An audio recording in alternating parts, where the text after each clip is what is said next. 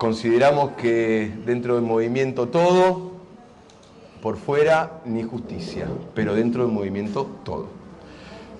Te damos la bienvenida, Santiago, a este espacio que se llama El Centauro, a esta casa que se llama Un Café con Perón, que luego el maestro te contará un poquito y te dará la bienvenida oficial. Y tenemos un protocolo, como las buenas cosas en la vida, tienen siempre una pequeña introducción, una manera, una tradición. Y esta tradición es enmarcar nuestra charla dentro del pensamiento justicialista. Y enmarcarlo en este caso dentro de un ciclo que llamamos de actualización doctrinaria. Ese ciclo tiene ya, desde que perdimos que estamos intentando actualizar nuestro movimiento, pensamos que es lo que debemos hacer, teniendo en cuenta el grave peligro que corre la patria y teniendo en cuenta que es un momento para construir sentido. Ellos por ahora lo tienen, ellos por ahora lo imponen y es momento de retomarlo, de recobrarlo y de resignificarlo. Por eso siempre tenemos la costumbre de traer al general para que él nos ilumine con su palabra. Nosotros, el centauro implica de alguna manera la tercera posición, ¿no? Aparece al final de la comunidad organizada como el lugar en el cual la comunidad justamente organizada encarna la tercera posición entre el idealismo y el materialismo, entre el Estado y el mercado, entre la izquierda y la derecha, equidistante de cualquier imperio. Por ende, en ese ciclo y en ese afán, en esa épica justicialista que debemos retomar, se me ocurrió que quizás el tema a charlar hoy, y eso es lo que voy a proponer, es esa vigencia del justicialismo.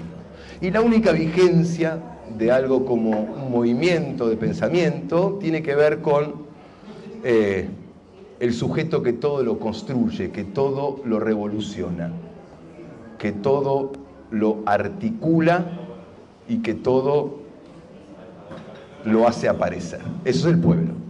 Y quiero compartirles un discurso que entiendo, porque no pude encontrar de dónde es, entiendo que es inmediatamente luego de tomar el poder, el primer peronismo, el primer Perón, y justamente habla del pueblo y explica qué es.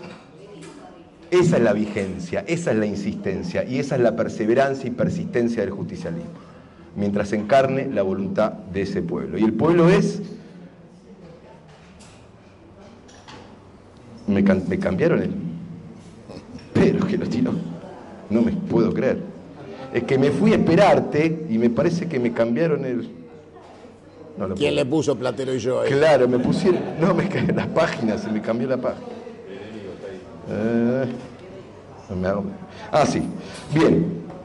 Por esto, nuestro pueblo, este pueblo hecho de altivez y de ternura, rehuye tanto a la imposición como a la cobardía. Desprecia tanto al que exige sin razón como al que humilla sin motivo, y exalta tanto al que ordena ante la resistencia obstinada de quien empeña en desobedecer deberes esenciales, como al que sufre arbitrariedades e injusticias. Este sentido ponderado del arte de vivir ha dado a nuestro pueblo el fino sentido del arte de gobernar. Para ello, reserva al hombre las grandes virtudes individuales de la creación artística, del perfeccionamiento cultural, del cumplimiento de los deberes que le incumben en su esfera privada de acción y en el dominio y manejo de su conciencia. Por esto, la Constitución argentina, aquella, proclama intangible el sagrado interior de cada ser humano y otorga al pueblo el manejo de la cosa pública por medio de los representantes que él mismo elige y aún más, depura su elección, cribando en segundo grado la designación del primer magistrado y de los legisladores senatoriales, como para afirmar merecimientos antes de otorgar definitivamente las investiduras. Pueblo que sabe compaginar tan equilibradamente el empuje individual del hombre que en su imaginación creadora puede arder en subversiones del orden aceptado con la inercia que las colectividades saben oponer a las improvisaciones de la fantasía. Puede afrontar la más grave crisis sin que pierda la serenidad salvadora que se necesita en el momento decisivo. Esta serenidad salvadora necesitamos en esta hora trascendental. Esta serenidad salvadora nos dirá a nosotros, dirá a todo nuestro pueblo, dirá a todos los pueblos del mundo y los brazos abiertos a todos los hombres de buena voluntad que sepan respetar a su Dios, sus instituciones, sus leyes y su modo de ser. Es palabra del Señor. Con ustedes, el compañero Santiago Muñoz. Muchas gracias. No, por favor. Muchas gracias. Dicen que lo importante es llegar puntual al momento del combate. Así que les pido disculpas por llegar tarde a la charla. Tenemos por delante un desafío de una envergadura que pocas veces nos tocó generacionalmente vivir, y en particular yo creo que estamos en la expresión más satánica, más desbordante y pornográfica de la ocupación. ¿Un café? Sí. Sí. Y digo ocupación porque yo considero el actual gobierno un gobierno de ocupación. El origen legítimo de carácter electoral no convalida el accionar y la ruptura del contrato social aún con quienes lo votaron. Porque fue obvio y evidente que, lejos de ser cierto de que el actual energúmeno que está en la Casa de Gobierno haya advertido lo que iba a hacer, cosa que es absolutamente falsa, y está detallado a lo largo de la campaña, incluso en los debates con Massa, la afirmación de la negación de lo que finalmente hicieron, que muestra claramente a qué vinieron, que son los herederos de Martínez de Oz, de Alzogaray, de Macri, y son la continuidad histórica de lo que anunciara el rabino Berman, que es la división y partición del territorio argentino como objetivo final, que es transformar a la Argentina en Yugoslavia o Palestina. Y han encontrado, después de un larguísimo trabajo, eficiente por cierto, iniciado el 24 de marzo de 1976, la construcción de su revolución. Su revolución ha sido la batalla cultural que nosotros hemos perdido, porque la mayoría del pueblo argentino ha aceptado pasivamente y ha legitimado activamente que nuestros valores no los representan, que nuestros valores no les son propios o que nuestros valores les son desconocidos, en el caso tal vez de los más jóvenes. Cuando el compañero decía, desde que perdimos, yo le iba a preguntar a cuál de todas las derrotas se refiere. Si es a la meramente electoral de hace un rato o la derrota de la batalla cultural, que es mucho más grave que perder una elección. Nosotros venimos perdiendo y la derrota no es electoral, la derrota electoral es una circunstancia. Perdimos el año pasado y perdimos hace 5 años. Con Alberto Fernández también perdimos. Y quedó demostrado en los últimos 4 años, donde se consolidó la pavimentación del retorno de quienes siempre fueron sus socios, en definitiva, porque ese personaje siniestro, mediocre, bufón del sistema de expoliación de la Argentina, les fue absolutamente funcional en detener cualquier proceso de consolidación de lo que tendría que haber sido volver mejores, decía alguien. Y la realidad es que nunca volvimos, fue una pesadilla de 4 años. Personalmente estoy convencido que la pandemia estiró la vida de un gobierno que estaba acabado a los 3 meses que había asumido. Para marzo de aquel año ya el gobierno de Alberto Fernández se había terminado.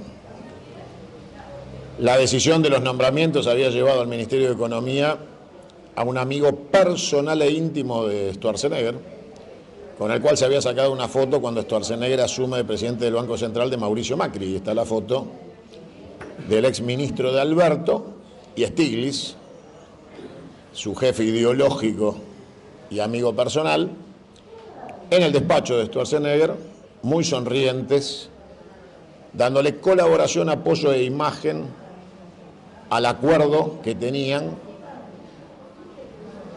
con aquel presidente del Banco Central, hoy autor ideológico, según narran desde el oficialismo, del plan en curso junto a Caputo.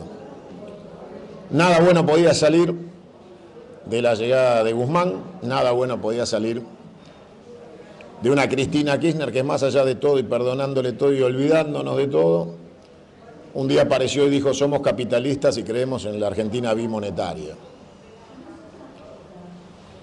Ni Alzogaray se animó a tanto. Y aparte lo daba como clase magistral.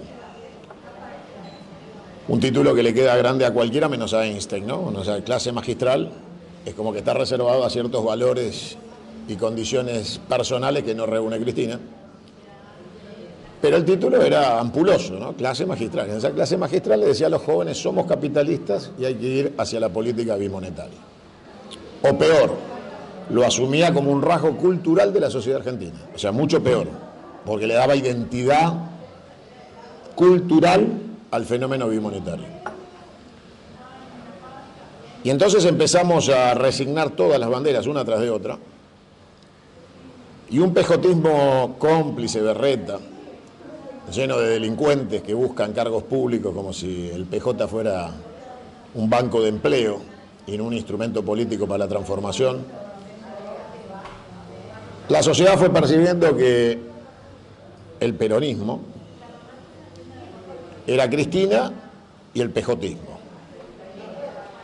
Esto nos dejaría frente a la sociedad que asume desafíos desde llenar la heladera, el que puede todavía tener la heladera enchufada y ponerle algo adentro, hasta la inteligencia artificial. La sociedad hoy asume los desafíos más mínimos y los más grandilocuentes y infinitos para la comprensión promedio de la sociedad argentina, como es la inteligencia artificial. Con lo cual, el ciudadano argentino, ni siquiera patriota, el ciudadano argentino, que vive en el territorio poblado y no en la patria de los argentinos, porque convivimos temporalmente en dos espacios distintos: los patriotas y los habitantes del territorio poblado, que circulan con DNI argentino, porque nacieron dentro del territorio poblado y el Estado les entrega un DNI,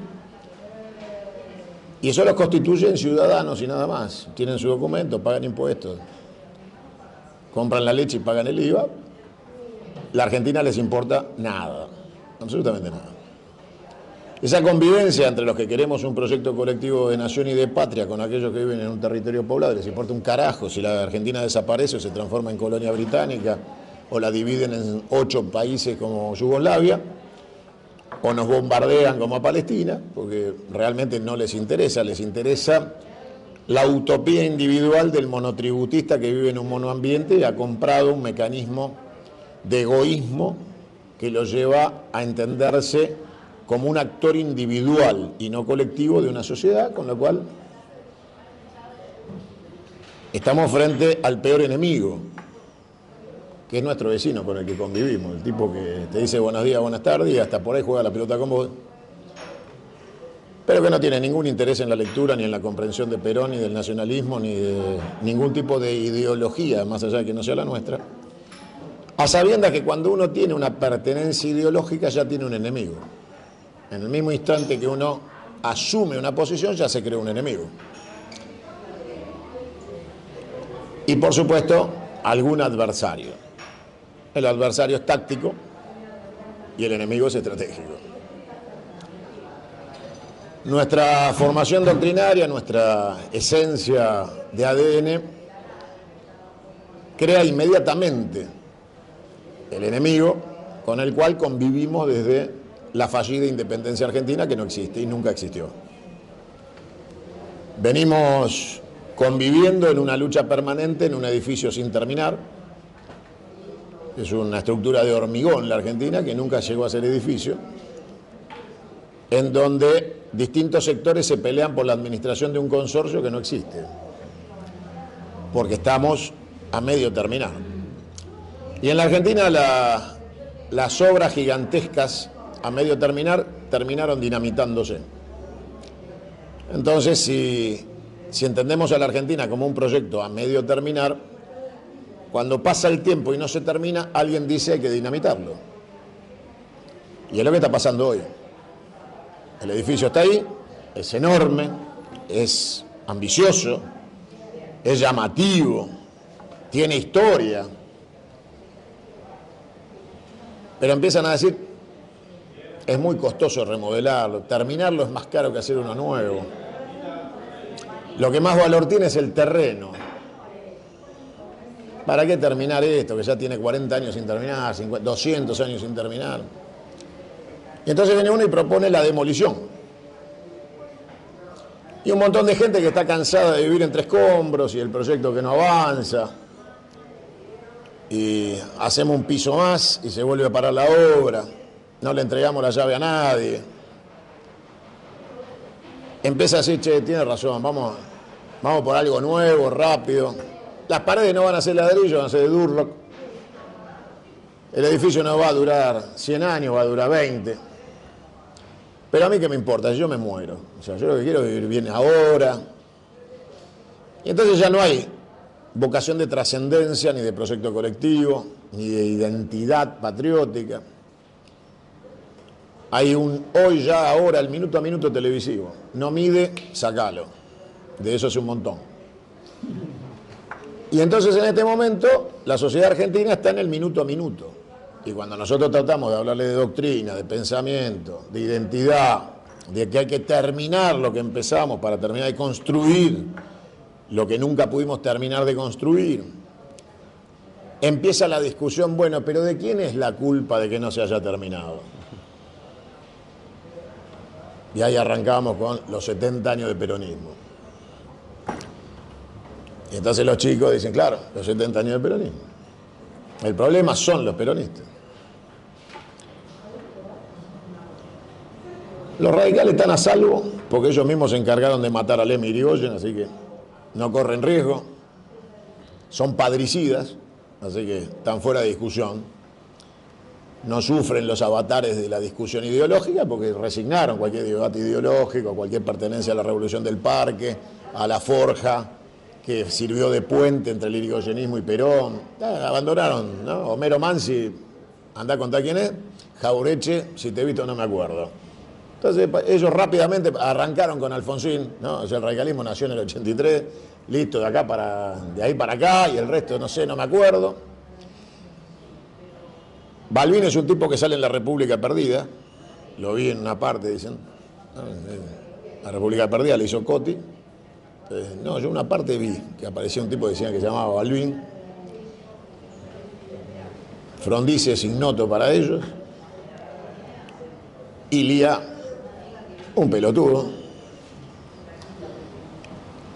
Y ahí se rompe la historia y los tipos empiezan a ser absolutamente pragmáticos. Dame un pacto de olivos, 4 jueces, Consejo de la Magistratura, 2 departamentos para las amantes, y nosotros con eso estamos. Algún gobernador, como para tener dónde replegarnos, porque sin contrato no nos podemos quedar. Y ahí termina la mística del radicalismo. La izquierda, que sigue esperando las condiciones subjetivas para su revolución, que no llegan porque están financiados por Soros, entonces ellos mismos son el impedimento de su propia revolución. Y en ese esquema dejaron de representar a los obreros para representar minorías sexuales y ecología. Con lo cual la Argentina tiene todavía en nosotros, en las generaciones que hemos dejado de ser jóvenes, un proyecto posible 40 años vista. Y si no hacemos pie y convencemos a las nuevas generaciones que hoy integran el 60% del padrón electoral que hizo presidente a este degenerado mental, vamos a desaparecer. Y estas reuniones van a ser cada vez más chicas y nuestro protagonismo social va a ser cada vez más intrascendente. Con lo cual tenemos el desafío de persuadir a la juventud de la inteligencia artificial, las redes sociales, el minuto a minuto, el online, la vida hoy, ya y ahora, la posverdad, la mentira que viaja más rápido que la verdad, la lucha contra el lawfare. Si no aseguramos una batalla en esos términos que podamos ganar, estamos escribiendo las últimas páginas de una bonita historia. Y el título del libro va a ser Autopsia de la Argentina. Ahí vamos a contar por qué fracasamos, cómo perdimos una elección, si hubiéramos hecho eso a su momento y no nos hubiéramos equivocado. Pero la realidad es que las explicaciones son excusas y las excusas son las explicaciones de un fracaso. No pudimos, y ahí empezamos a explicar por qué no pudimos, si lo hubiéramos hecho. Y la realidad es que hemos sido derrotados electoralmente y culturalmente. No hemos sabido ayornar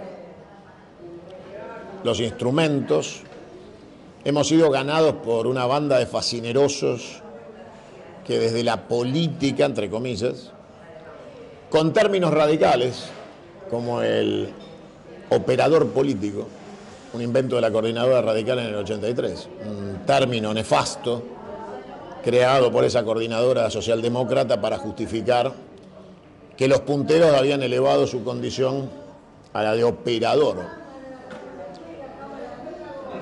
La realidad es que no operaban nada porque no eran médicos y tampoco eran choferes de algún balancín ni de una grúa, así que la verdad es que no operaban nada, eran simplemente valijeros y pasadores que transformaron la democracia moderna en un negocio de corrupción para la... Por eso yo, hace mucho tiempo, definí mi identidad confederal, renuncié a cualquier aspiración republicana y trabajo para ver a la República enterrada, sepultada y sin ninguna posibilidad de sobrevida, porque ha sido un instrumento de saqueo de la Argentina. Después de la batalla de Caseros, fuimos saqueados los bonaerenses, estamos en territorio bonaerense, saqueado a la provincia de Buenos Aires, transformado en capital federal por los unitarios, con un proyecto centralista y de transferencia de la renta. Las provincias no existen, las gobierna la ciudad de Buenos Aires, y el puerto, que da nombre a la palabra porteño, es el camino de expoliación de los recursos naturales de la Argentina, que no debe ser industrial, que no debe ser tecnológica, y debe exportar insumos primarios, y en ese esquema tener la menor cantidad de población posible y lo menos molesta posible. Con lo cual la cultura del trabajo, la organización sindical, la educación, son todos términos a aniquilar. Y después de la batalla del 82, que a pesar de los esfuerzos de desmalvinización, fue una batalla que estuvo a 7 días de ser ganada desde el punto de vista militar, se consolida en el avance inglés finalmente el armisticio de Puerto Argentino, y después de eso la OTAN decidió que la Argentina debía desaparecer, según los consejos de Churchill, como un peligro hacia el occidente, que se había atrevido a desafiar a la OTAN con importante éxito en términos de bajas, de logística y de hombres en materia de desafío de una pequeña potencia militar como era la Argentina contra la estructura de la OTAN y la primera flota naval del mundo. Y ahí se decidió que la Argentina iba a tener una democracia amañada, servil y republicana. Entonces aparece Alfonsín en la vida política de los argentinos con fuerza y promete básicamente 3 pelotudeces: con la democracia se come, se vive y se educa. ¿no? Se come, se cura y se educa. 3 pelotudeces elementables y básicas, como si ustedes le dijeran a sus hijos: te prometo que a la mañana te doy el desayuno, te llevo al colegio y a la noche tenés un colchón para dormir. Bueno, obviamente hay personas que no lo logran y que la están pasando muy mal, pero si vos le prometés a la sociedad que va a cumplir sus necesidades básicas, sos un miserable. Más viniendo de una Argentina que había atravesado algunos momentos de esplendor perdidos, pero finalmente los había vivido, y que tenía que recuperar su vocación de Argentina potencia, no de una Argentina rendida a conformarse con un medrugo de pan, una curita y una tiza. Finalmente, desde el 83 para acá, con la democracia tampoco se come, tampoco se cura y tampoco se educa. Con lo cual, las promesas socialdemócratas también murieron. Pero en los intervalos donde nos tocó, entre comillas, gobernar, hemos confundido mucho a la sociedad argentina. Del menemato a Cristina, la gente no entiende qué somos, no tiene claro el perfil ideológico. Se lo tratamos de explicar desde el pragmatismo, porque claro, la vocación de poder siempre está viva. Y entonces dicen, el peronismo es un partido del poder, es un partido de Estado, necesita el Estado. Y nada más lejano a la realidad. El 17 de octubre no se hizo desde el Estado, se hizo desde la causa popular y la representación de un pueblo trabajador que salió a defender sus conquistas que se le había dado el teniente general Juan Domingo Perón, en aquel momento coronel. Y nosotros también dejamos de representar, igual que la izquierda, a los trabajadores. Tenemos una CGT de mierda con un gordo ladrón, que evidentemente cuando la gente nos mira se nos caga de la risa si eso es el peronismo, ¿no? La gente nos mira y dice, ¿esto es el peronismo? Gracias, paso, te dicen. Con lo cual, tenemos un desafío importante que es cómo repensar el peronismo en términos de chicos que tienen nuevos desafíos laborales, que no entienden la representación del peronismo de la revolución industrial y están esperando el peronismo de la revolución tecnológica. Y nosotros todavía no salimos del peronismo de la revolución industrial y nunca logramos conjugar el peronismo de la revolución industrial con el capital nacional para fusionar la pequeña y mediana empresa a la fuerza del trabajo, integrando de manera efectiva y consolidada, con rango constitucional y no de decreto o de proyecto de ley, la existencia permanente y sistemática de la evolución de los instrumentos del trabajo que incluyen al capital nacional. Y en ese desafío nos alejamos del empresariado pequeño y mediano, nos alejamos, no nos escuchan, no nos identifican, no nos ven como enemigos. Entonces te aparece un boludo y te dice con una pyme que su mayor costo es el costo laboral. Entonces lo sentás y le decís, a ver, vení, sentate. Explícame tu tasa de interés. Explícame a cuánto estás cambiando un cheque en la cueva donde vas para cubrir el banco. Decime cuánto perdés por año en el sistema financiero. Cuánto te cobra el banco por los servicios que te presta. Cuánto te prestan capital de trabajo que no tenga tasas usurarias que te impiden producir y que finalmente el crédito es impagable. Porque en términos relativos de lo que es producción y ganancia, la Argentina es inviable, hace mucho tiempo, no ahora. Entonces, nuestro desafío no es ganar una elección. Eso te diría o les diría que es lo más fácil. Si Milei ganó, ganar una elección parece ser fácil. El tema es cómo consolidar un proyecto sustentable de administración del gobierno del Estado, con proyecto de nación y de patria, que llegue desde el punto de vista cultural a ser identidad de las nuevas generaciones. Cuando uno le habla de Perón a un pibe que vive del home office y su vida es conectarse a la internet y ya en muchos casos a través de la inteligencia artificial, ni siquiera hace el esfuerzo físico de la tecla, ha perdido ya la necesidad del contacto físico con la pantalla del celular o la pantalla touch. Se pone los auriculares, los prende desde el auricular, habla, le dicta a la computadora tiene inteligencia artificial, entiende lo que le está diciendo, le contesta y hace. Le dicta y despacha. Por delante tenemos el fin de los medios de comunicación analógicos. Lo que ustedes conocen hoy como Smart TV ya es chatarra tecnológica y para nosotros es la última evolución de la comunicación como receptor hogareño. Estamos rumbo a la televisión holográfica. Ya hay en Estados Unidos televisión que se está desarrollando en etapa de prueba, pero existe ya de forma material, con antiparras que permiten a uno fijar distintas pantallas al mismo tiempo en distintos lugares de la casa, transitar por la casa y conectarse con la pantalla que uno dejó en el comedor, que es distinta a la que puso en la cocina, que es distinta a la que está en el baño, y la antiparra identifica las distintas pantallas que uno dejó abierto. Y para ir más lejos, podés trabajar el touch intangible. Ves la pantalla, movés tu dedo, la pantalla lee y estás conectado y trabajando exactamente de manera intangible.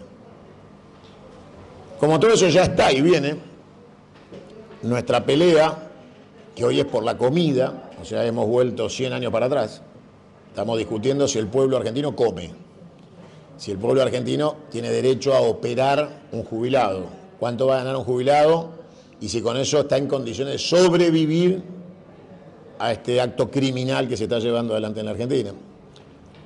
Con lo cual, como en el juego de la oca, la Argentina siempre vuelve 20 pasos para atrás y a todo gobierno de origen popular, aunque no lo sea en la gestión. Nadie puede creer seriamente que el gobierno que terminó de Alberto Fernández y Cristina ha sido popular. Nadie puede sostener semejante pelotudez. De hecho, los trabajadores no nos acompañaron porque claramente durante 4 años le cagamos la vida de manera sistemática y vieron en un gobierno que supuestamente era popular la consolidación de una clase política cuasi perversa desde el punto de vista de su origen pseudo popular supuestamente, que como nunca los usó de carne de cañón. Si a eso le agregamos las fiestas en Olivos, los negocios de los seguros, no haber repuesto la ley de medios en 4 años, Mauricio Macri hizo un decreto de 3 renglones para anularla, era un decreto de 3 renglones para reponerla, porque lo que se quita por decreto, se implanta por decreto, porque aparte era una ley por unanimidad, o sea, tenía legitimidad de origen, solo era reponerla con el mismo instrumento que había sido anulada. Ni Alberto ni Cristina, que tuvo ejercicio de la presidencia en ausencia de Alberto, firmaron jamás ese decreto y por el contrario le pagaron 1.200 millones de pesos por año a Clarín, de pauta, y 850 millones por año a La Nación Más. Grupo La Nación, Saguier, Caputo, Macri. Con lo cual, la gente se seguía confundiendo. Los libros de texto del Estado argentino durante el gobierno de Alberto y Cristina los imprimió la imprenta de Clarín, AGR Clarín. O sea que facturaban otros 1.000 millones en libros escolares. En ninguno de los gobiernos de la democracia en la que nos tocó supuestamente a los peronistas gobernar, se derogó la ley de entidades financieras de Martínez de Oz. Sigue vigente, como si nada hubiera pasado. Nunca se intentó, ni en el mejor momento de Cristina, la reforma de la Constitución para impedir este tipo de bestialidades que hoy se están llevando adelante. O sea, darle rango constitucional inamovible a ciertas situaciones de Estado para que no venga un loco desquiciado y te clave un DNU para lotear la Argentina. Y mientras estamos charlando acá, en este mismo instante, están destruyendo la Argentina. legalmente porque el DNU está vigente. Nuestros legisladores, lejos de la revolución, se aumentan el sueldo en el Senado porque dicen que no les alcanza, con lo cual terminan de divorciarnos definitivamente con la sociedad, con los trabajadores, con el mundo. Y nosotros también nos enamoramos con la llegada del progresismo a la sede del pejotismo, porque el progresismo nunca será peronismo, pero el pejotismo les prestó la casa. Entonces, tuvimos y tenemos frentes electorales con el Partido Comunista, que honrosamente le dedicó una carta de agradecimiento a Videla en el 76 por el golpe de Estado y acompañó a Braden contra Perón, ¿no? O sea, para ubicar a dónde está el PC. O sea, un PC raro el nuestro, pero está en la Unión por la Patria, en el Frente de Todis, está en todos lados. Terminamos de confundir a la sociedad cuando abandonamos la política sindical y la columna vertebral del movimiento se transformó en un bar temático, que está en Azopardo, ¿no? O sea, lo que faltan son unos mozos y un buen café, y te recomiendo que le pidas el edificio, pues es más grande. Y nos dedicamos a la reivindicación de las políticas de género, el aborto y otras cualidades del gobierno de Cristina y de Alberto, que dieron lugar a movilizaciones de pañuelos verdes, ¿no? A fotos de Evita con pañuelos verdes y un montón de políticas confusas que se pelean con los libros, pero estamos en la era de la inteligencia artificial, de los medios de comunicación online, de la internet, con lo cual la mentira viaja mucho más rápido que la verdad, la posverdad es mucho más tentadora que la verdad doctrinaria. Y ahí se empieza a terminar de desdibujar todo. En los medios de comunicación aparece gente como Victoria Tolosa Paz, que dice me hice peronista para coger, con lo cual llena de doctrina la campaña. Se le conoce su holgada vida económica junto a su marido. Del otro lado, el presidente del PJ de la provincia de Buenos Aires es un pibe que nació en Santa Cruz, habla con faltas de ortografía y no puede explicar 400 millones de pesos de patrimonio. Y el presidente del PJ Nacional es el exiliado, corrupto delincuente de Conchita Fernández. Y eso nos deja frente a la sociedad totalmente desarticulados. El último congreso del pejotismo no logró llevar a la mitad de los congresales. Ni siquiera pudieron convocar a los congresales. O sea, el resto ya sería mucho pedir. Si mandando los telegramas no pudieron hacer que todos los delegados del Congreso estén presentes y la mitad no fue, está claro que tendrían que haber renunciado todos en el mismo instante y decir, listo, hasta acá llegamos. Balbín tenía una frase que decía, comando de la derrota, comando a casa, ¿no? Entonces, perdimos, nos vamos. Le dejamos lugar a otros compañeros que vengan a organizar esto, a ver si podemos ir hacia algún lado. Yo le dije hace poco tiempo atrás al pejotismo que dejen de comportarse como Lanuse, porque la frase de cabecera del pejotismo es que las urnas están bien guardadas, ¿no? Como le habrá dicho Lanuse en aquel momento a Perón. Yo los desafié a que reempadronemos, no vamos a ir a votar con el padrón trucho con el que laburaron los últimos 30 años. Creo que la última afiliación la convalidó ante la justicia el viejo chorro de Landó, así que imagínense que con el padrón de Landó no vamos a ir a votar. Pero que si tienen ganas de hacer una reconstrucción honesta, movilicemos a todo el peronismo en todo el país para una reafiliación masiva, que blanqueemos honestamente quiénes son los peronistas que quieren ser parte del PJ y se afilien de cero. Los intendentes tienen ventaja, tienen el aparato que ellos dicen. Reafiliemos y yo me presento todos los días para competir con el que se le cante, Cristina, y el que se tenga ganas de ser por la presidencia del PJ, para que el PJ vuelva a ser parte del peronismo. Si no hay reafiliación masiva y no hay internas con urna un domingo, el PJ se lo pueden meter bien en el orto. No sirve para un carajo, es un instrumento vacío y corrupto. Y cuanto más lejos estemos de la foto con el intendente de La Matanza, más rápido nos vamos a congraciar con la sociedad.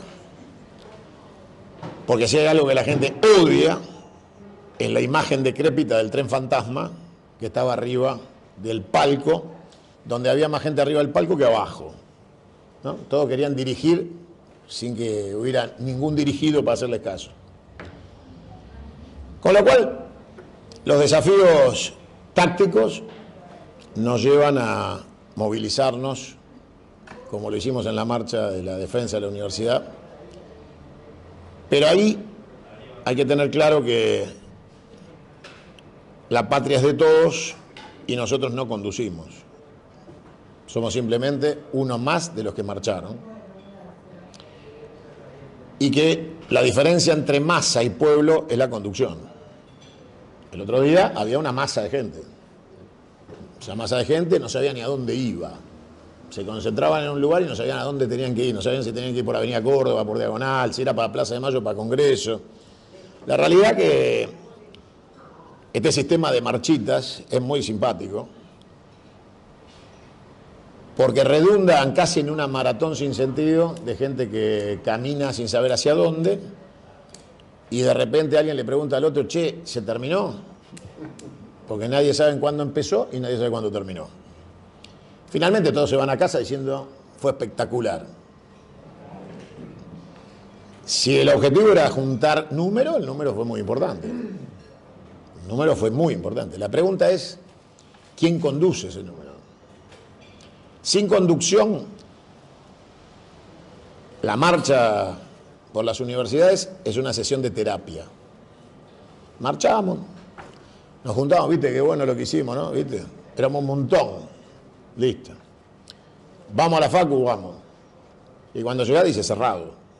Porque al otro día vos marchaste y al otro día te la cerraron, te chupa un huevo que marchaste. Si no hay un plan sustentable, sostenido, de lucha, hacés terapia. Una vez marchás, una vez parás. El gordo ladrón anuncia paro con un mes de tiempo para ver si negocia, ¿no? A ver si lo puede levantar. Trata de que el paro sea por 12 horas, por 3. Trata de convocar los paros los días sábados, ¿no? O sea, el tipo trata de ser lo menos molesto para el gobierno que pueda. En un ratito que pasó por el Senado se robó 200 contratos con Villarroel y el tipo más o menos está cómodo, no tiene grandes necesidades.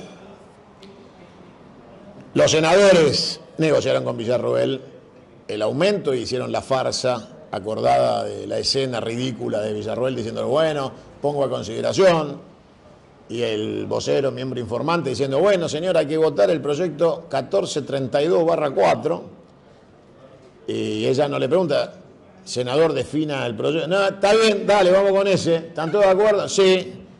Le va la mano, ¿sí? Y Lustó hace la manito abajo, listo, mayoría, ¿y qué aprobaron? Nos aumentamos los sueldos. Eso después, al final. Con lo cual, queda claro que estamos solos, muchachos, en la pelea, que hay un vacío absoluto de conducción y que cuando no hay conducción hay que asumirla. Hay un vacío estrepitoso de conducción, porque la clase política la componen todos, incluidos los chantas que dicen que son peronistas. Que peronistas no tienen un carajo porque han pactado con el poder, han asimilado de la decadencia argentina y creen que este ajuste era necesario. En lugares cerrados dicen que esto era necesario, que esto había que hacerlo, que alguien lo tenía que hacer. Mejor que lo hagan ellos, porque lo hacen ellos, después volvemos nosotros. Pero no vuelven a recuperar los derechos perdidos, vuelven a administrar la pobreza de una nueva decadencia argentina y le dicen al pueblo argentino que no podíamos evitar caer. Era imposible no evitar caer. Porque la macroeconomía imponía un ajuste. El dólar está atrasado. Con este dólar no se puede exportar. Las tarifas están atrasadas. con estas tarifas nos quedábamos sin luz. Esos argumentos se escuchan en los senadores, diputados, intendentes y gobernadores que dicen que son peronistas. Con lo cual no sabes si estás escuchando al Sogaray, es el más visible, es el tipo que ostenta su traición, que está alegre de ser un cipayo, de colaborar con el enemigo y prestarse al circo mediático. Ayer estuvo orgulloso de impedir el tratamiento del quórum para el aumento del presupuesto universitario. Se encargó de él personalmente que no bajen los diputados para habilitar el quórum. Y él habla de la nueva Argentina. La nueva Argentina es la que asume la dependencia colonial con el imperialismo anglosajón en todos sus términos de un capitalismo occidental al cual ellos dicen que el peronismo ha llegado como conclusión. O sea, para ser más claro, esto, como título de tercera posición, ha caducado. Pichetto dice que Perón se equivocó y que nosotros somos capitalistas occidentales. El problema no sería que lo diga Pichetto, también lo dice mi amigo Guillermo Moreno. Entonces empezamos a tener más problemas todavía. Porque un tipo que se supone que vende un peronismo militante termina diciendo que somos amigos de Netanyahu, termina diciendo que pertenecemos al capitalismo occidental, termina reivindicando políticas económicas de mercado y termina diciéndonos que nuestra lucha tiene que ser para abaratar la góndola, negociando con los grupos concentrados, las 7 hermanas y los grupos productores de alimentos, para que el peronismo pueda darle yerba barata a la gente mientras se roban el litio, la pesca, el petróleo, el gas, el oro. Es un peronismo raro, peronismo que propone que la agenda popular es distraer a la gente en la góndola mientras le roban la casa. Mi análisis es un poco más radical desde el punto de vista etimológico de la palabra y no de la esencia del partido. Radical en términos de raíz. Y entonces yo me pregunto y les pregunto, ¿por qué creen ustedes que nunca se subieron las retenciones a los minerales en Argentina en ningún gobierno peronista? Se sigue pagando el 3% por robarse el litio, el oro, el cobre. Porque en la Argentina te dicen litio, el mineral del futuro. El litio ya no es del futuro, es del presente y va camino a su extinción. Tiene una vida útil que está en tránsito. Con lo cual no es el futuro, ya es presente. Pero el litio sin el cobre y los minerales conductores te lo metes en el culo. El litio por litio no sirve de nada. Necesita, para poder ser industrializado con el objetivo de comercialización, todos los minerales conductores. El cobre, por ejemplo. Argentina también tiene cobre, igual que Chile, de este lado de la cordillera, solo que ellos perforan hasta el lado argentino porque nosotros no tenemos minería de cobre, escasa, por la cual nos dejan el 3%. El oro, que Venezuela viene lingoteando desde la época de Chávez, como reserva lingoteada en oro, que es lo que ha salvado a Venezuela de poder comerciar con el mundo cuando se la bloqueó desde el punto de vista financiero y bancario, la Argentina lo vende por el 3%. O sea, enviamos 50 toneladas de oro con Macri a Londres, que es un lugar seguro para nuestro oro, y no lingoteamos nuestro oro, sino que se lo vendemos a empresas privadas que nos dejan el 3% del oro que declaran que se llevaron. El petróleo, que es un acto criminal exportarlo, porque la Argentina no es un país petrolero, es un país con petróleo. Nuestro petróleo no es de buena calidad, con lo cual hay que cuidarlo y procesarlo. Sin industria petroquímica, el petróleo argentino no sirve para nada, porque es un petróleo pesado, de componentes pesados, y la Argentina tendría que estar procesando la destilación del 100% de su crudo sin exportar un solo metro cúbico. El gas, la Argentina hoy sube los precios para que nadie lo consuma, porque el plan es exportarlo. para que lo utilice, en este caso, San Pablo.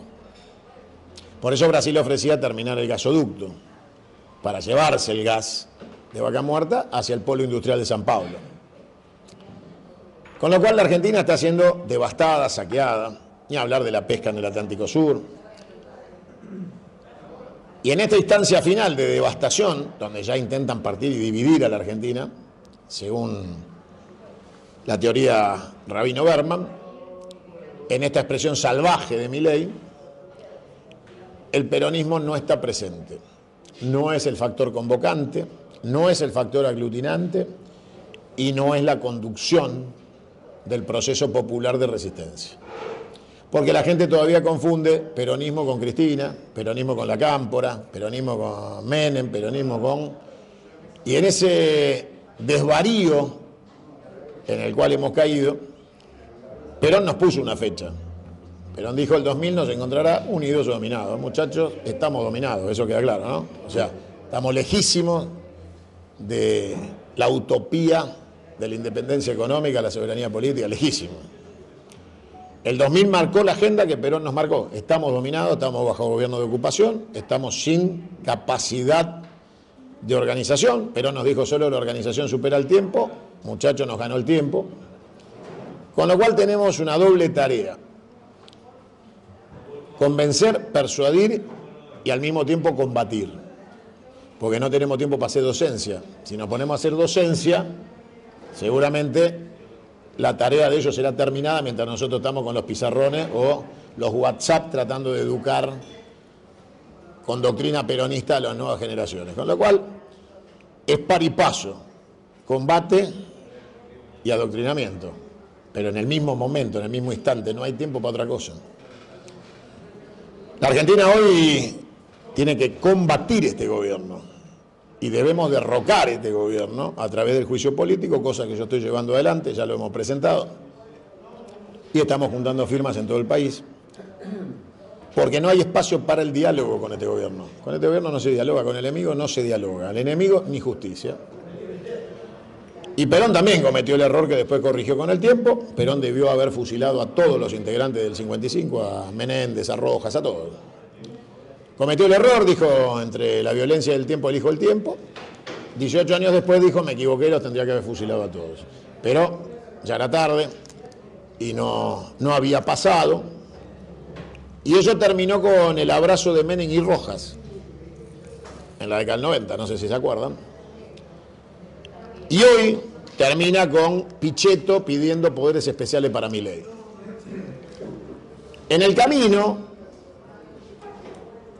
un 16 de octubre, los dirigentes sindicales del peronismo de Braden, vinieron acá nomás a sacarse una hermosa foto con el embajador de Estados Unidos en la embajada.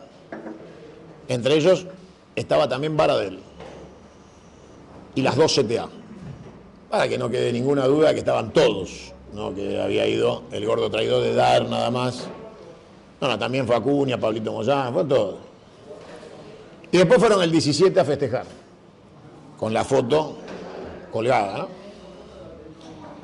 Obviamente hay una definición geopolítica de esta clase traidora, republicana y bastarda, de entregarse al occidente capitalista sin ningún tipo de resistencia ideológica y sin ningún tipo de cuestión ético o moral que los inhiba. Por lo menos alguno debería retirarse y decir: si hemos llegado acá y esto es inevitable, yo prefiero morir en mi casa lleno de pena y dolor. Pero no, los muchachos prefieren viajar a Miami, a Washington, ser invitados por la CIA, el Pentágono, la DEA, cobrar de la Fundación Soros, ¿no? Y tratar de pasarla bien mientras la Argentina se desvanece, inevitablemente, según ellos, ¿no? Según ellos, es inevitable. Con lo cual, firman una rendición. Hay claramente una firma de una rendición de esa clase política. Y entonces nuestra tarea es conducir la masa para que se conforme otra vez en pueblo, volver a representar a la clase trabajadora. Hoy me llamaron 3 muchachos colectiveros, ahora se los voy a hacer escuchar. que tienen un programa de radio en Mar del Plata, son colectiveros, se pusieron un programa de radio. Y la temática del programa de radio es el trabajo. Entonces terminan de pegar las vueltas y se van a la radio. Y ellos como colectiveros hablan de la problemática del trabajo.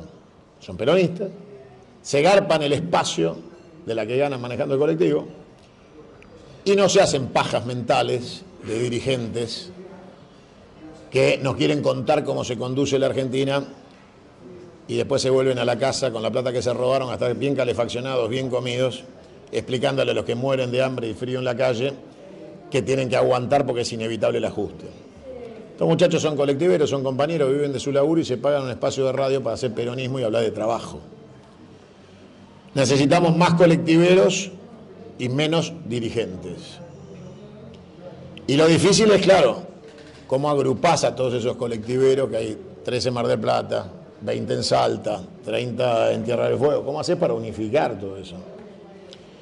En mi caso, lo hago desde los medios de comunicación que le llegan a todos al mismo tiempo online, de punta a punta del país, de la cordillera al mar y del norte al sur. Y eso permite ir encontrando y activando una política de embudo. Llegan de todos lados, en vía de comunicación, y ven el reflejo de nuestros diálogos privados en lo que yo digo en público, y ellos lo pueden percibir, lo ven, y eso consolida una espiral.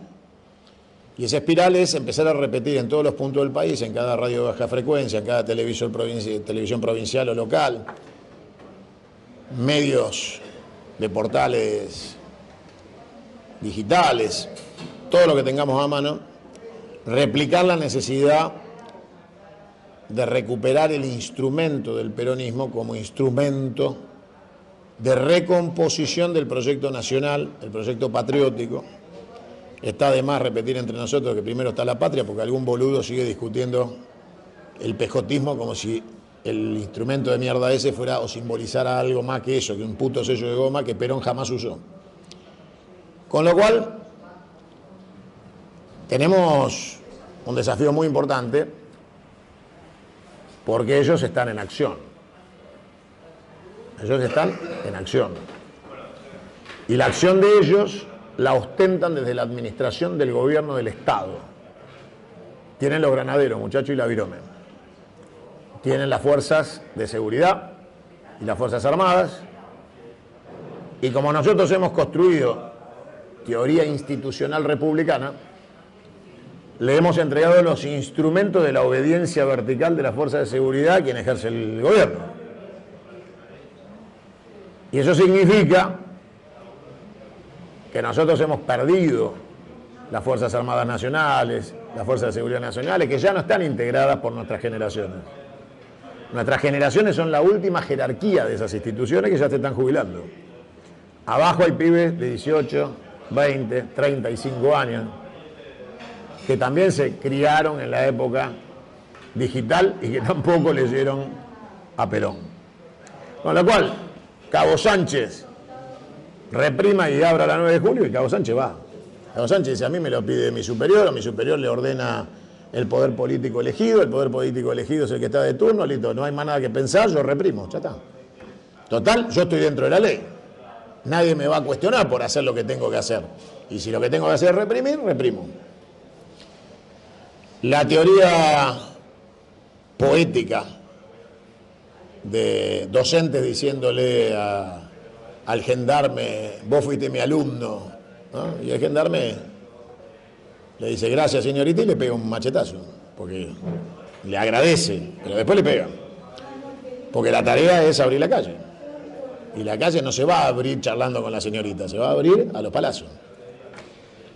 Obviamente el protocolo se lo metieron en el culo cuando hay 1 millón de personas en la calle. Pero como decíamos hace un rato, la pregunta es ¿para qué estábamos en la calle? ¿Cuál era el objetivo? Si el objetivo era la defensa de la universidad pública y el gobierno decide tirarle un mastiquín a la universidad pública para que se calme por un rato, ¿qué hacemos? ¿Nos vamos todos a casa? Ya está. Desmovilizamos. Hicimos terapia, nos tiraron una moneda, la universidad tiene 6 meses más de vida, bueno, hasta dentro de 6 meses no hinchamos más las pelotas, sigamos estudiando. Y entonces la pregunta es, ¿qué es lo que hay que defender? ¿El salario, la universidad o la patria?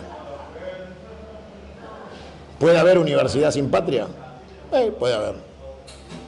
¿Puede haber buen salario en una colonia? Hay colonias con muy buenos salarios.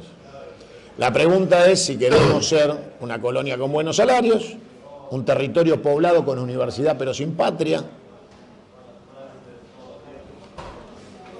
Y obviamente quienes tenemos hijos, yo tengo 4, la más chiquita tiene 3, el más grande tiene 32, abarco toda la etapa generacional de la niñez hasta la adultez.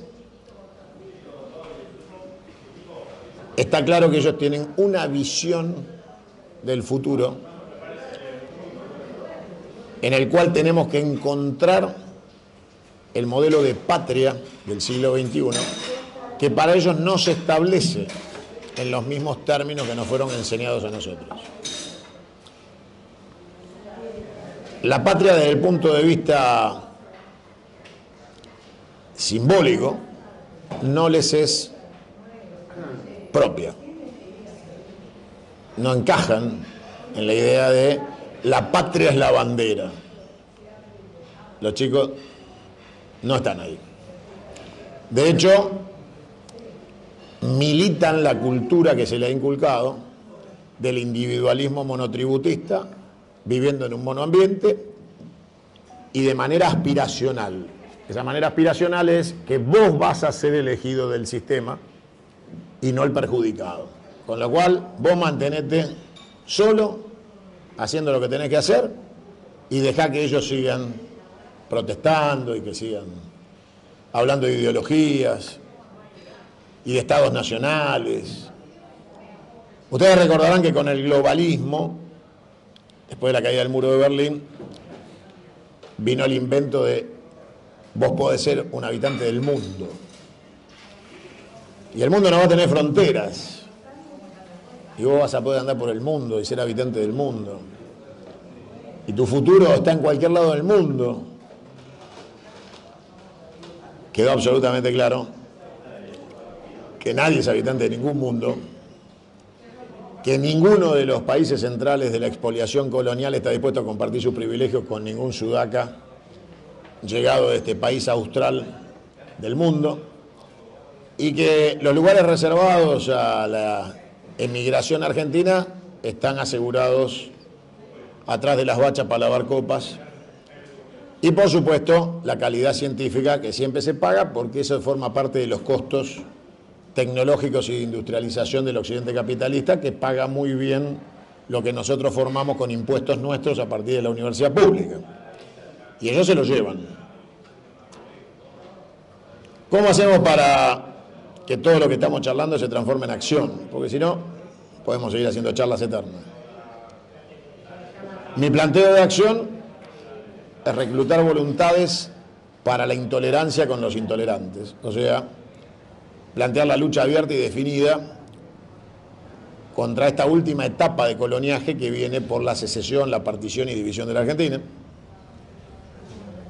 Confrontar abiertamente implica, por ejemplo, lo que yo vengo planteando, y es que este gobierno debe terminar. Ni un minuto más de tolerancia, ni 2 años, ni 4 años, ni dentro de 2 años, ni ninguna de esas pelotudeces que hablan los que necesitan tiempo porque creen que la política debe continuar tal cual está, y entonces piensan en términos electorales porque dentro de 2 años nos toca a nosotros, cuando los que financiaron a Milei nos tengan que financiar a nosotros. O sea que no son distintos, solo quieren ocupar el mismo lugar.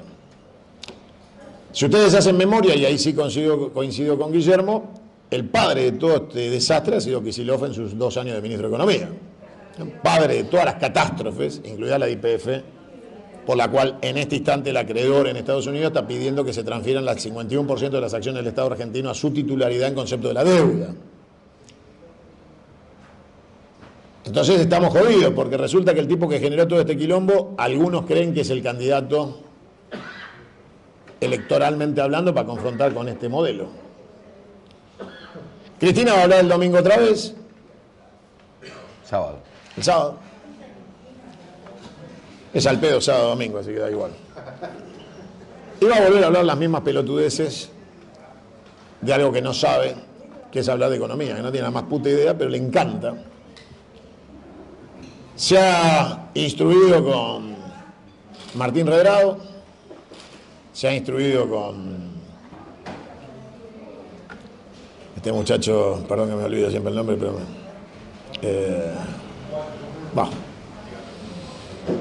el chico que tenía a las chicas nombradas en el ministerio, en el banco, Melconian, y últimamente ha convocado a un par de economistas libertarios para tener reuniones privadas, y sus dudas son: ¿Milei va a dolarizar antes de fin de año? ¿Va a conseguir la plata para dolarizar? Si dolariza nos caga, porque si dolariza nos gana la elección del año que viene, y no sale de ahí. Con lo cual tenemos un problema, y es que siguen pensando en términos electorales y de largo plazo, mientras el pueblo argentino sigue padeciendo una catástrofe. Acá estamos en una zona privilegiada de la Argentina, lejos del frío de las estepas, de las zonas agrarias, de la zona patagónica con frío, que este año no va a tener plan calor para que la gente se caliente, porque el Estado está incapacitado en el orden municipal o provincial o nacional de aportarle la leña, no gas, a los sectores cordilleranos y del desierto patagónico. Esto incluye la comarca andina del paralelo 42, por ejemplo, ni hablar de Santa Cruz o Río Negro en su zona de cordillera. Todo esto es una triste realidad, por lo cual yo digo, señores, combatamos frontalmente, declaremos la existencia del enemigo, no del adversario, terminemos con el verso de que esto se arregla votando, porque votando tenemos 33 hijos de puta en el Senado que se aumentaron el sueldo y se cagan en todo. Votando tenemos 99 traidores diputados nacionales que ni uno plantea un escenario de confrontación abierta, ni uno ha pedido el juicio político. Los juicios políticos que ingresaron a la Cámara de Diputados todos son de particulares. No hay un solo diputado nacional del bloque de Unión por la Patria que haya presentado un pedido de juicio político.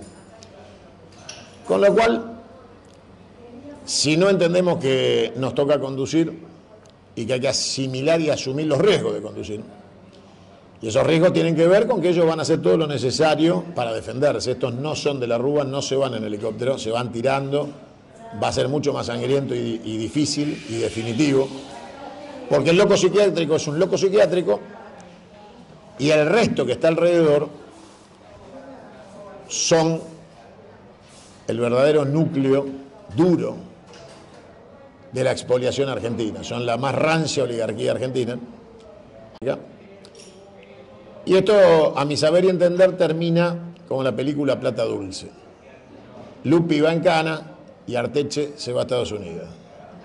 ¿Se acuerdan que el final de Plata Dulce es Arteche la puta que te parió? Porque Arteche le hacía firmar a Lupi los documentos y Arteche, cuando llegó la policía, dijo: yo no firmé nada, yo no tengo nada que ver, yo era contratado. Es muy probable que Caputo se vaya en un avión un par de días antes, abandone el cargo y diga: yo era contratado. Que al loco lo dejen para que la gente lo linche, pero van a dejar la Argentina quebrada, devastada, secesionada, enfrentada. Si tuviéramos identidad, en este momento seríamos el faro de un pueblo que necesita creer para sacarse este gobierno de encima. Las encuestas que yo manejo, que son reales y no pagadas por los bandos, indican que la población argentina está altamente desconforme con este gobierno, pero no piensa hacer nada porque no sabe a quién apoyar. O sea, no tienen percepción del reemplazo. Entonces, la pasividad no es complicidad con el gobierno, sino el miedo al abismo. El miedo al abismo es: si luchamos contra este gobierno abiertamente, ¿qué viene después? ¿Vuelve Cristina? Ni en pedo. ¿Vuelven los peronistas? Que no son ni en pedo. Con lo cual, la sociedad en 120 días se hartó de este gobierno, pero en 120 días no ve con qué reemplazarlo. Por eso tenemos una tarea de visualización. Necesitamos que la gente visualice un proyecto nacional superador que le mejore su vida y la vida colectiva de los argentinos, y convencerlos de que ser patria es mejor que ser colonia, en un tiempo donde el concepto de patria se ha desvanecido en el colectivo social. Esto es una triste realidad con la que cabalgamos. Es más, yo tengo el orgullo de que por la calle me saluden y me digan patriota, pero me lo dicen como una virtud ajena, una virtud mía. O sea, ¿no? O sea, una cosa tuya. Te felicito, la verdad que sos un gran patriota. Ahí termina. O sea, ¿no? Hace 72 horas atrás, RT publica, se los voy a leer para que se diviertan. RT obviamente es la agencia rusa de noticias. Publica algo muy simpático, y es que la ex primer ministra británica consideró un gran inglés a Milei. Pero lo dijo con convicción, ¿no? O sea, le preguntaron y ella dijo, la verdad, Milei. Y esto marca, ex primer ministra del Reino Unido dice que Javier Milei es su líder británico favorito.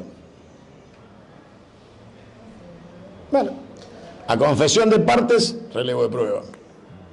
Si los ingleses dicen que el líder inglés más importante de la época se llama Javier Milei, está todo terminado.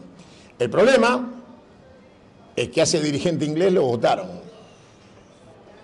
Argentino con DNI habilitado para votar. En su gran mayoría, chicos de 16 a 18 años. ¿Ustedes se acuerdan quién fue la hija de puta que habilitó a los pibes de 16 años a votar?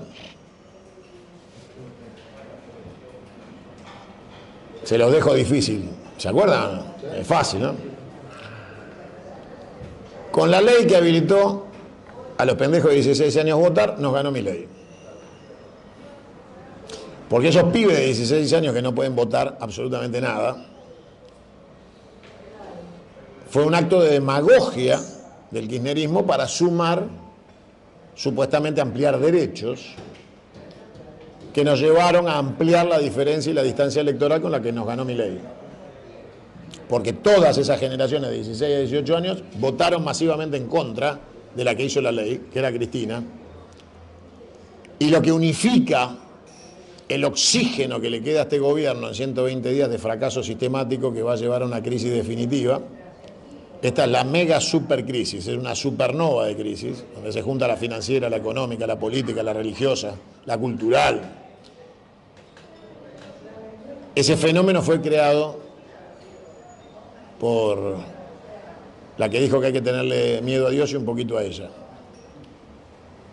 Y en esa comparación mesiánica de ella con Dios, aparece Milei otra vez hace 4 días diciendo, en cadena nacional, esto es para siempre. Entonces uno dice, bueno, ¿qué diferencia hay entre una loca que se compara con Dios y un loco que dice que esto es para siempre en una democracia que vota cada 2 años, ¿no? Es muy difícil que alguien diga, esto es para siempre, si vos sabés que cada 2 años tenés que ir a votar y que finalmente el para siempre lo decide el colectivo social, no lo decide ni vos ni nadie. Y el problema es ese. El problema es que la gente rechaza a Cristina Eterna, que se compara con Dios, rechaza a Milei cuando se cree que es un dictador bananero, pero no ve a dónde ir, a quién seguir. Es más, Daer dice vamos a parar y la gente dice no, ¿qué? Vos me pedís, yo no paro. O sea, Daer pide el paro, yo no paro. Si tuviéramos un Ubaldini, el país estaría parado hace 2 meses atrás. Y todos estarían convencidos de parar porque es un referente creíble para los sectores del trabajo. Si tuviera Hugo, como en la década del 90, parándole a Menem, diciendo vamos contra el proyecto neoliberal, la gente pararía. Si tuviera Lorenzo Miguel o Rucci, la gente pararía. Con Daer se nos cagan de la risa. Y los muchachos dicen, yo salgo a laburar. Voy a levantar el puchero y salen a laburar. Y por eso la CGT no convoca un paro por tiempo indeterminado, porque a duras penas no saben cómo van a hacer para sostener el del 9. Yo quiero sintetizarle todo esto en nuestras debilidades son los primeros que debemos analizar para después ver nuestras fortalezas. Porque si arrancamos al revés, arrancamos equivocados. Arrancamos con un análisis erróneo. Hemos sido derrotados, como decía el compañero al principio, pero no en la elección.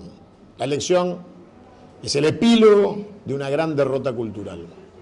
De no haber entendido lo que estaba pasando en la sociedad, haber subestimado a la sociedad y haber cambiado la representación de los trabajadores por la representación de minorías sexuales, políticas de género y pañuelos verdes. En la sociedad argentina, cada uno que haga de su vida lo que se le canta a las pelotas, nosotros tenemos que cuidarles el trabajo, la dignidad, el techo, los derechos sociales, el recibo de sueldo. Con lo cual, cuando volvamos a hacer garantía de bienestar colectivo y tengamos un proyecto, que en mi caso es la Confederación Argentina, la gente va a volver a escuchar y a prestar atención a lo que le digamos. Mientras le digamos que el que está es malo y entonces tenemos que volver nosotros, olvídense de que tengamos una sola chance de recuperar un municipio.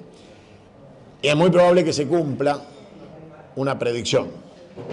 O les ofrecemos algo mejor o el año que viene van a tener mayorías parlamentarias porque nos van a volver a ganar, con ajuste incluido. Y en vez del año que viene, como predicen los boludos que dicen que hay que darle tiempo, recuperar electoralmente el espacio perdido, lo que vamos a hacer es perder del todo el espacio que todavía nos quedaba. Gracias a todos.